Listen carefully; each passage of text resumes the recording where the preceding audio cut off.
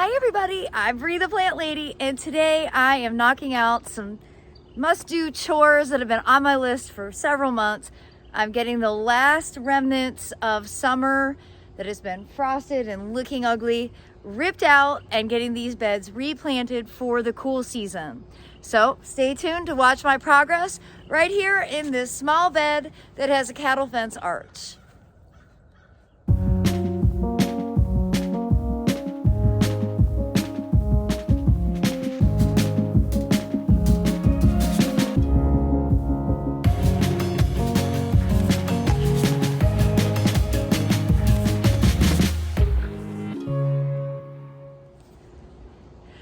Well, I hope you agree that that little bit of effort, other than making myself filthy, is totally worthwhile.